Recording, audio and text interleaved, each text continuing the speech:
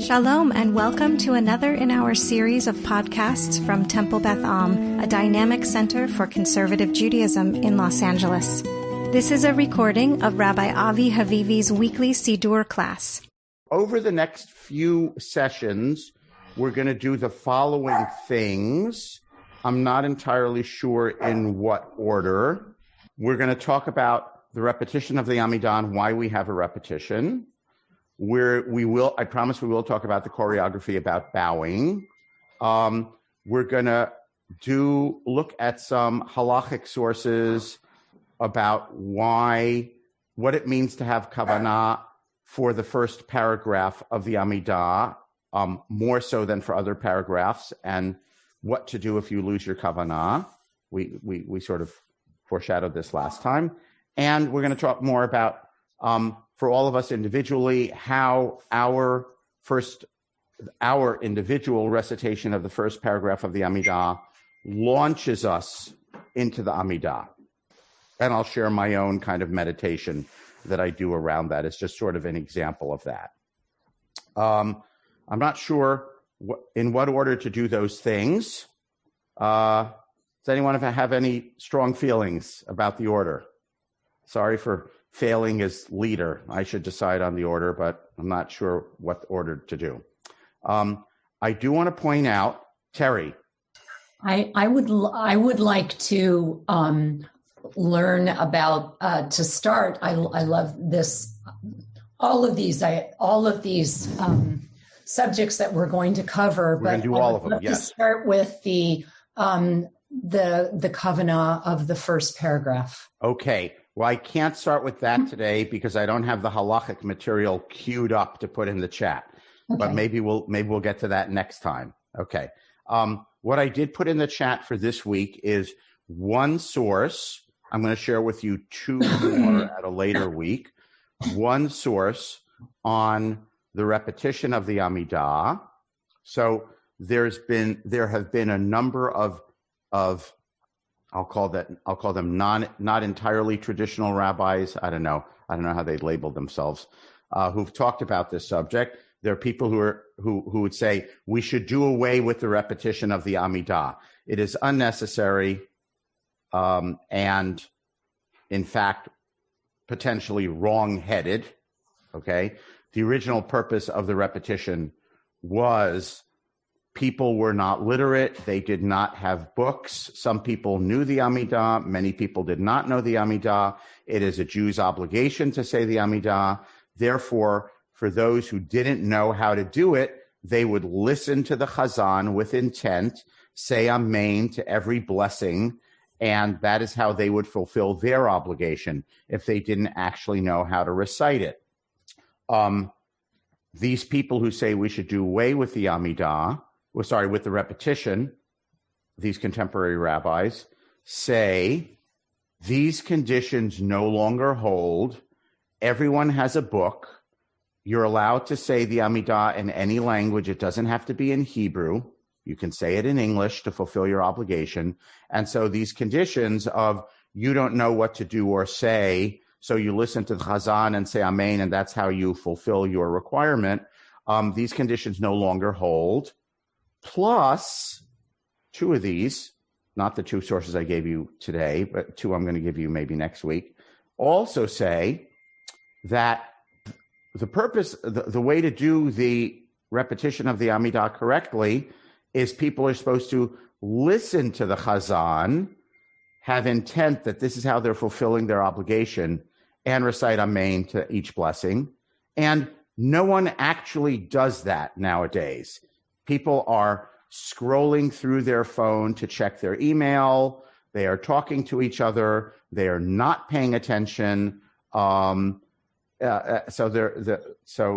one of these, Rabbi Chaim Ovadia says, if we really wanted to fulfill these conditions as they're stipulated in the halacha, you would need people to stop what they're doing, pay attention to the repetition, have kavanah for what the Chazan is saying, and kavanah that this is how they're fulfilling their requirement, understand what the Chazan is saying, okay, and say Amen to every blessing. And there's no question that in the vast majority of minyanim, for the vast majority of people, these conditions do not hold. And therefore, he says, not even it's optional and the conditions no longer hold, but it's wrong to say the repetition of the Amidah, right? We're doing it by rote, like communities are doing it out of habit, but it's a distortion. The way we do it is a distortion of what the purpose is of the Chazarat Hashatz, the repetition, and we should not do it. Okay, so the source that I gave you today is Rabbi David Golinkin, Masorti rabbi in Israel. He has a longer version of this responsum you can find online if you search for it, which has more of the sources in the footnotes. This is a short version. He basically says, historically, if you look at all Jewish halachic sources through the ages, there are 7 different ways in which the Amidah can be recited. In Jewish history, there are 7 different methods. I say my Amidah silently, and then the Chazan repeats it all aloud with Kedusha. That's only which we consider the correct way to do it in Shachri. I know we're not doing it during Zoom Life, but we'll do it when we get back together in person.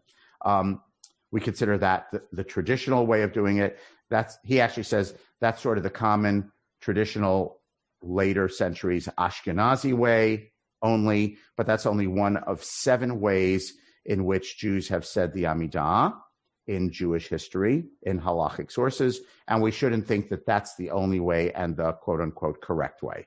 So this is his short responsa for what the 7 ways are. He does list them and what the source is. He doesn't have deep footnotes with the actual source, which you could find if you looked online for the longer responsum. He suggests that based on this, that we can do away with the repetition of the Amidah if we chose to. For Shacharit, what that would mean would be everyone started the Amidah together aloud through the Kedusha, and we would then, after Baruch Atah Hashem Ha'el HaKadosh, then we would all continue individually, silently with our Amidah. That would be the simplest way of not having a Chazarat Hashatz, the simplest, most efficient. The other 2 people who write about it, the other 2 responsa, which maybe I'll give you next week, one by Jeremy Kalmanovsky of the in conservative rabbi in Manhattan. The other is by Rabbi Chaim Ovadia, who is a very lenient Sephardi rabbi. I advise everyone to read his koshering for Pesach material, and then you may opt to go by him. He's very lenient. He says, you don't lick the kitchen counters, just clean them and they're fine.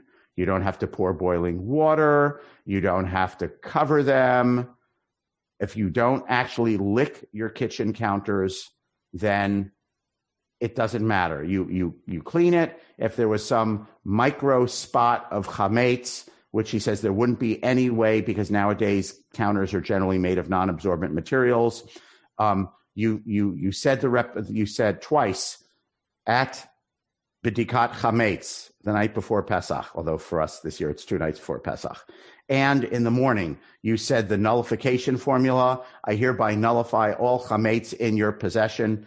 And you actually sold it to the rabbi you appointed the rabbi as your agent to sell it to a Gentile. So that's 3 ways in which you already nullified your chametz. You said if there's any chametz molecule adhering to my kitchen counter, it is nullified. If it's nullified before Shabbat, before Pesach, it is nullified in a volume of 1/60th, and you don't own it anyway. So just clean your counters and relax. That's what he says. Okay, so Rabbi Chaim Ovadia is very lenient. His material has transformed our Pesach cleaning in my house the last few years. My wife is very grateful for Rabbi Chaim Ovadia, right? Who says, make sure rinse the glassware to make sure it's clean.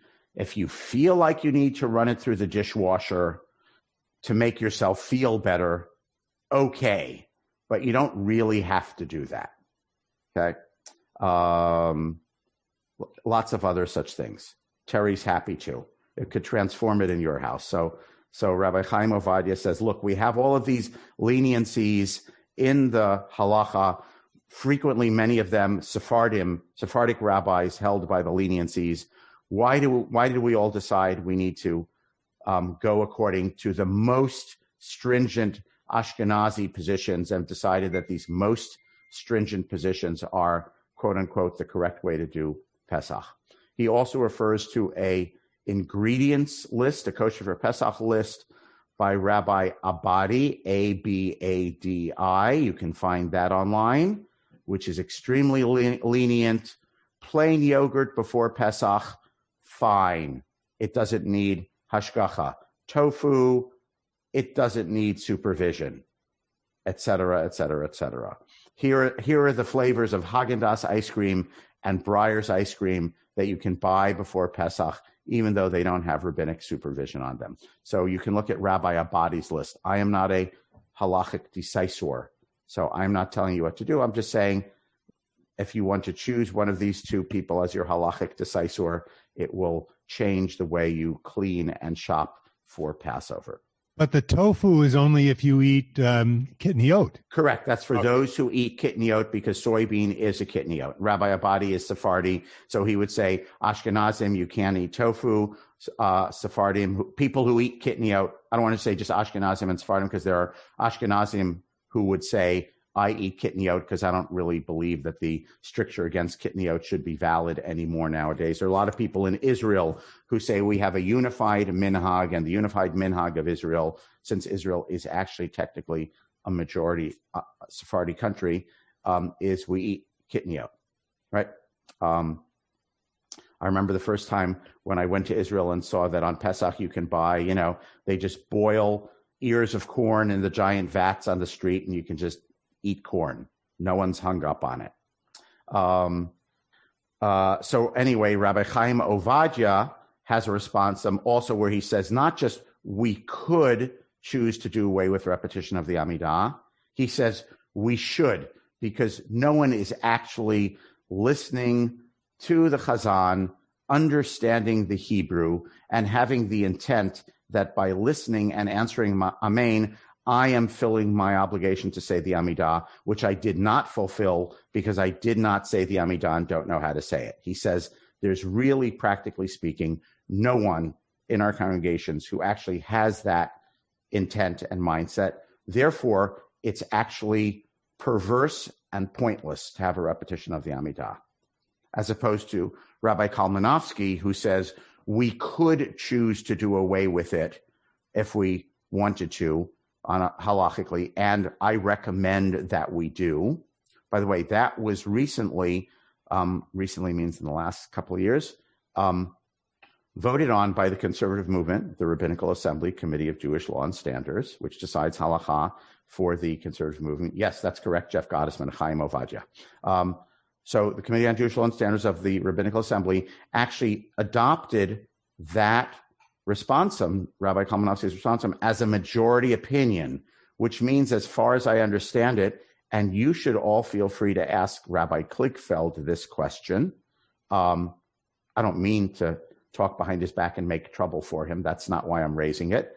But it's interesting to know what he would say is, how come we at Temple Beth Am still say a repetition of the Amidah, theoretically, although we haven't met in over a year to hear it, so I don't really know what we're going to do, when actually we now have the official conservative movement position, as I understand it, that we should not say a repetition of the Amidah, right? That's the majority opinion, right? I believe his opinion it's an option, but it's a recommendation. I think it's a recommendation, although, congregations who still want to do so will do so. So I don't know. Interesting question. If we abolish the repetition of the Amidah at Temple Beth Am, I think there would be an outcry on the parts of some people who, by the way, who in this group, I won't call out any names, so you're not being, your name is not being recorded on the website for all of posterity, but who in this group who comes to Daily Minyan would be in favor of us abolishing the repetition of the Amidah and Shachrit? Raise your hand now. Just interested to know. Who would like to keep the repetition? Raise your hand now. Right? So that's interesting. And in shul on a Shabbos morning, if you ask that question, you might get a different vote. Okay? And on high holidays, you might get a different vote. You know, it depends on who the crowd is. Some shuls that I go to, non-Orthodox shuls, already it's fairly common to have a repetition for Shachrit on Shabbat, but a Heicha Kedusha without a full repetition for Musaf, right? I see that a lot in sort of liberal-leaning congregations. To take it back to the first paragraph of the Amidah, one thing that we will sacrifice if we do not have a repetition of the Amidah is, I think, the halachic requirement that we say the first paragraph with kavanah for every single word, because how can his kavanah be exactly the same as her kavanah, right? Which is why in more traditional synagogues, how is the first line of the Shema said? This is a toss-up question.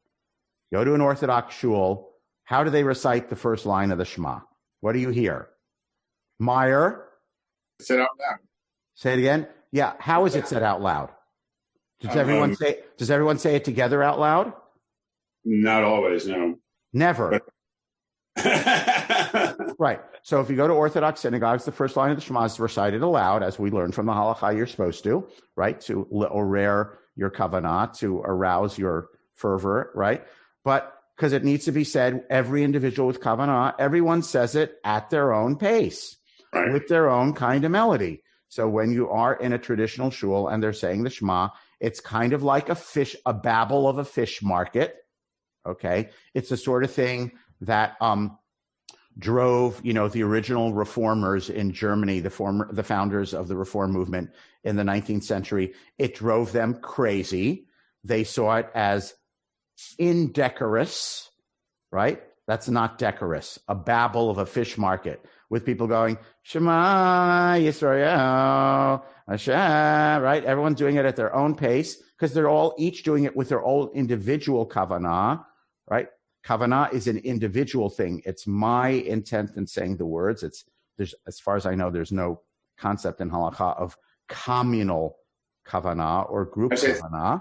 Hold on a second, Meyer. So to impose a pace of saying the Shema first line altogether is, I'm going to put it in air quotes, wrong, okay?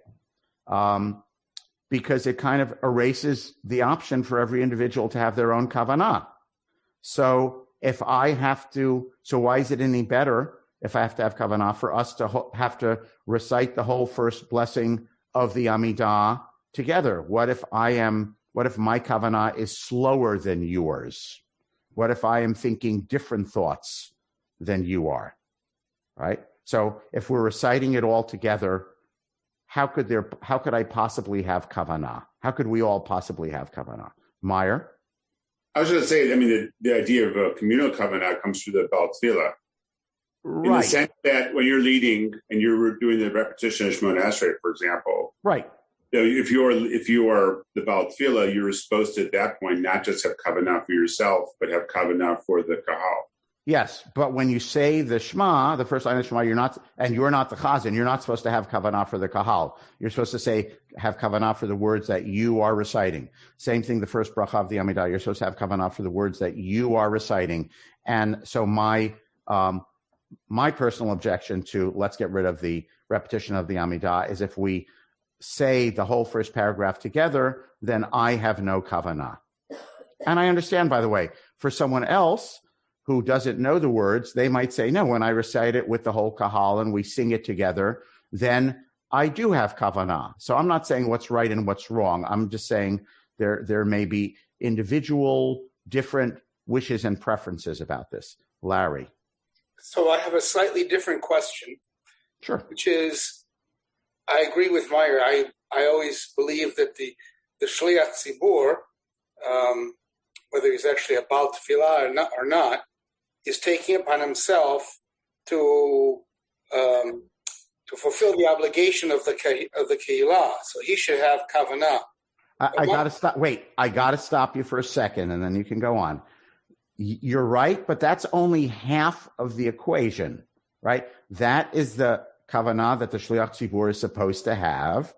And then, but the kahal is supposed to have the kavanah of I am listening to the shliach tzibur. And by the way, the same way, we don't recite motzi together, right? We don't recite kiddush together, halachically, right? One person recite, you say hamotzi, I listen to hamotzi and I say amen, and that counts just as much as if I said hamotzi. If I have an obligation to say a bracha before I eat, I can fulfill that equally because I recite the bracha, or I listen to you say hamotzi and I say amen, and I'm having the intention of Larry saying hamotzi to fulfill my obligation for a blessing before I eat. I say amen to that bracha. It's as equally halachically valid and powerful as if I recited hamotzi to myself. That's why we don't all say hamotzi at the table.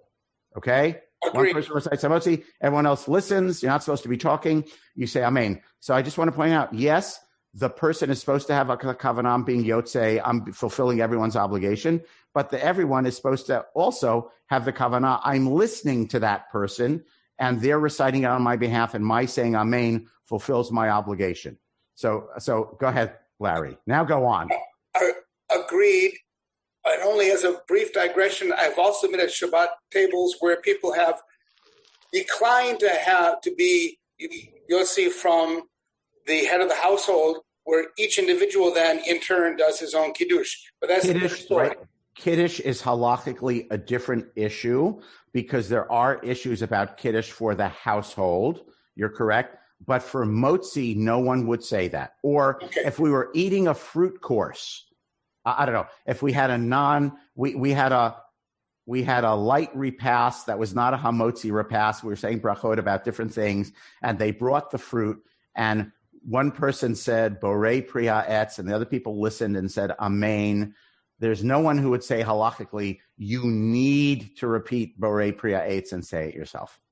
So my main Kiddush is a different issue because it has to do with the household, and there's some people who say that each household should say Kiddush separately.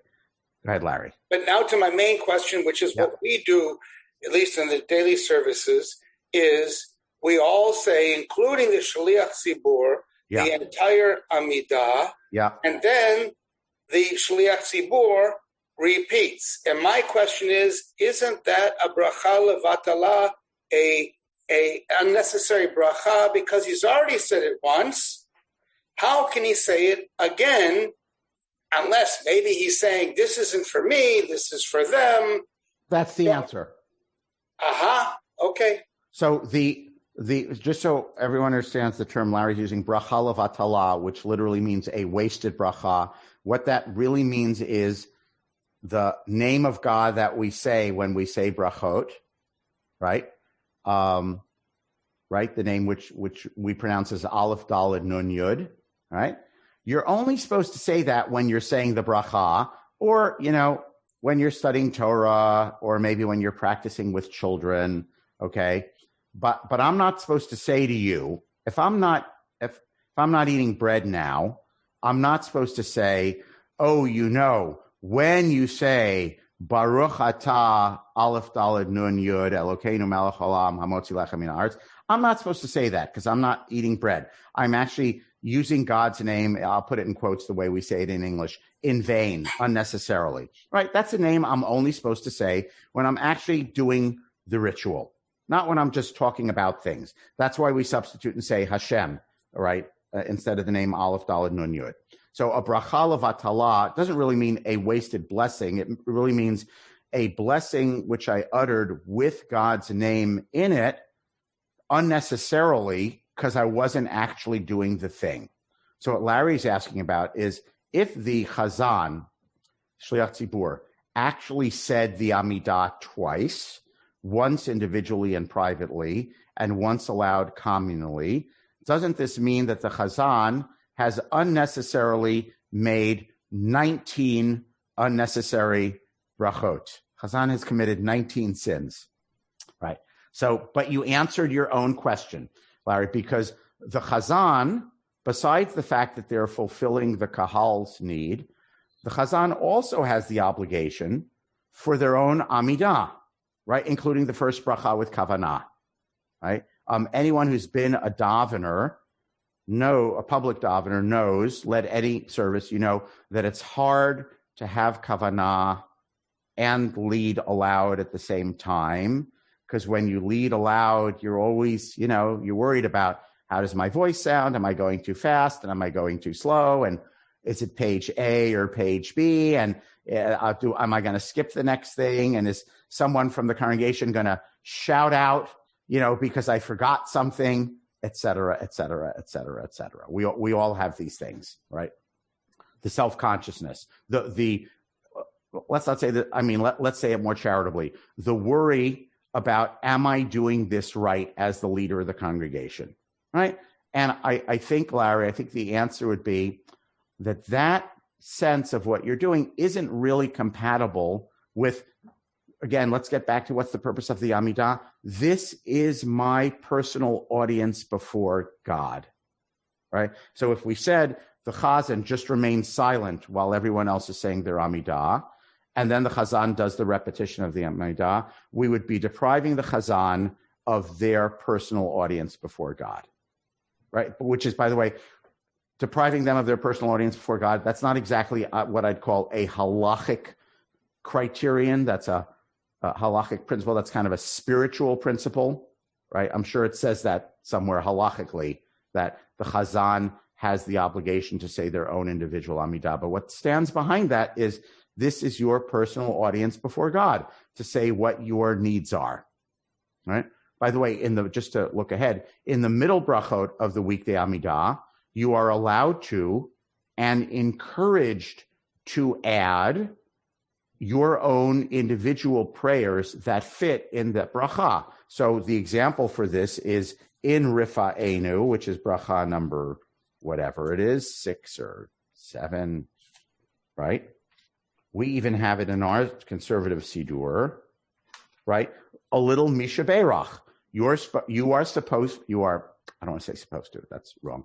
You are encouraged, it is permissible, and you are encouraged to add your own Misha Beirach for Cholim in the middle of that bracha, okay? And then when I'm thinking about Mivarech HaShanim, God who creates a good, supports the economy, right? Because that's what Mivarech HaShanim is about. It's about fertility and the earth, which is really about people making a living.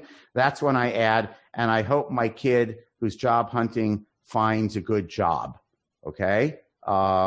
And when I say Mikabetz Nidchei Amo Yisrael, you gather all the people of Israel, that's when I think, I wonder when the pandemic will end, so I'll be able to visit Israel again, because I haven't been in a few years, and I want to go back and visit, right? So each one of these request brachot is an opportunity for you but they're ones in which you might think about politics, right? God who makes justice, and God who gets rid of the evil people, and God who supports the good people, right? So they're brachot for all sorts of things, individual and communal, and we are permitted and encouraged to add our personal concerns in each one of those brachot. And by the way, if you forgot to, you can add anything in Shomea Tfilah, the last of the request brachot, right? So there are mornings, by the way, when I'm on autopilot. By the way, just so you know, I say Misha Beirach for Cholim and my Rifa'enu every single day, right? The people on my list. And there are mornings when I go on autopilot and I forgot to.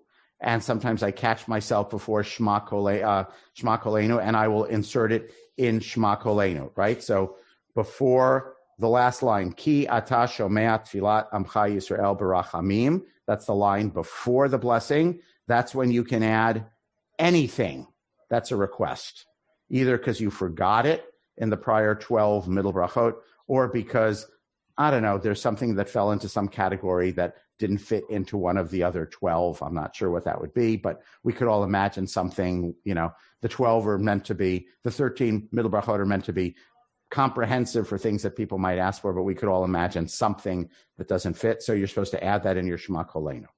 Okay? So all of this is about, we've been talking about kind of the kavanah of the Amidah. Meyer. I just want to talk about what I think is valuable about the communal. Can I talk about that? About us saying. Sure, briefly, yeah, because I want to wrap up. Yes. Oh, I'm sorry. No, to me, okay. I think it's emblematic of the big tent. I know that at different parts of my life, I've had different capacity to be able to daven or not. And I know that having that sense of being able to be welcomed in to be mekabelos of shliach tzibur, to be able to lead, I felt helpful. I also think of my mother at different parts of her life when she was a child, being in Shoulder, when she talks about that experience. And then when she was slowly losing her cognitive ability and being able to sort of be able to be there as well. I think we at different stages of our lives, to some degree or another, I think may appreciate. I don't think it's for the people who are necessarily there every day. I think it's more for the people who might be coming in there, infrequently or who aren't as comfortable. To me, I think that's the reason why I would consider it important to have the repetition. And I think it's also and the bracha that we have that is the most notable that is used in repetition that we don't have in our own is the Birkat HaKohanim, which of course is the most public and kind of communal expression of a prayer that's meant to keep us all in mind. So you're touching on two different things. The first one I want to restate and say there's a value besides the fact that I had my personal audience before God. There's a value to the community is reciting the community's prayer, and I am a part of the community. By the way, for that reason, halachically, if you daven on your own, it is considered, and not in a minyan, it is considered preferable to daven at the same time as the local minyan is davening, right? Because the idea is expressed is this is the time when, I'm going to put it in air quotes, the community of Israel is offering up prayer to God, and it is better, whatever that means, for you to add your prayers to theirs, even if you are not physically with them, right?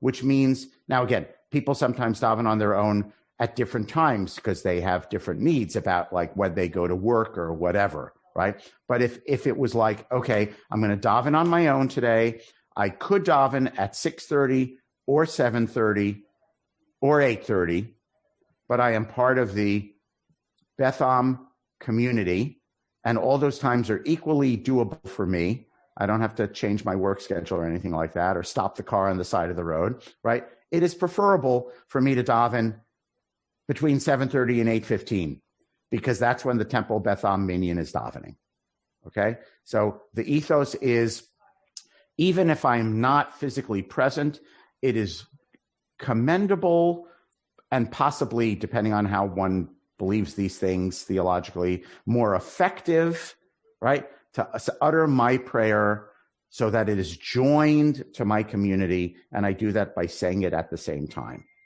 right? It's better, clearly halachically better, to be in a minyan, but if you daven on your own, then you're supposed to do it. It's preferable to do it at the same time the minyan. So what Myra's raising is there is a value to the communalness of this core prayer.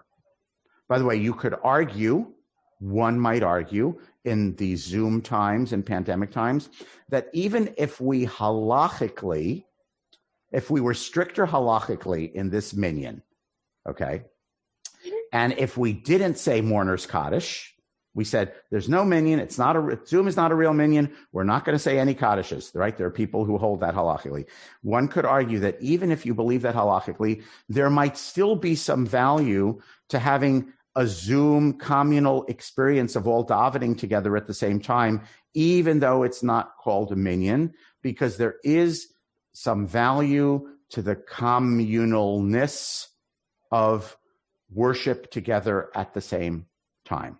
Right. I know, by the way, some people who are more, I am now going to put this, I think I'll put it in quotes, more orthodox I know in general the Orthodox do say this, right? In general, but there's some people who are more Orthodox with, I don't know, lowercase o, but in quotes, I'm not sure what I mean exactly, who say, well, it's not really a minyan, so what's the point of going on Zoom at the same point that everyone else? We're all just davening individually. Why don't we just all daven individually? There's no point in doing it together on Zoom, right? And that I think the argument against that is the communal aspect of prayer, even if it isn't halachically a minyan. So it's just sort of something to think about. Okay, when someone reads from the Torah on Monday and Thursday in our Beth minyan, is that different than I could just sit at home and read those 3 short aliyot on my own? Does it really matter? By the way, so the answer, I just want to say, technically, halachically, it doesn't matter. There's no halacha that says it's preferable for me to listen to it on Zoom than to read it on my own. But one could make an argument that for a community, it is different. Okay? We're running over. I think I want to stop today. And next week, we're going to stay on the first blessing of the Amidah for a while. Okay? Larry, this answered your question? It answers my question. It opens the door to all sorts of other things. I thought your answer was wonderful. And Meyer's comment was wonderful, and your response was wonderful. Okay. I wasn't compliment seeking, but thank you. Hey, Meyer, Meyer said a second thing, and I wanted to comment. What was the second thing? Birkat Kohanim. Oh, yes. So I actually think one area where these people who've written responses saying we don't need a Chazarat HaShatz, one area where I think they're wrong, by the way, they're not wrong. They refer to there is a Sephardic practice, which some people say is unwieldy, but one of the 7 methods, I think it might even be an 8th method, is the Kahal says the first 3 blessings together. Everyone prays, says it together, led by the Chazan.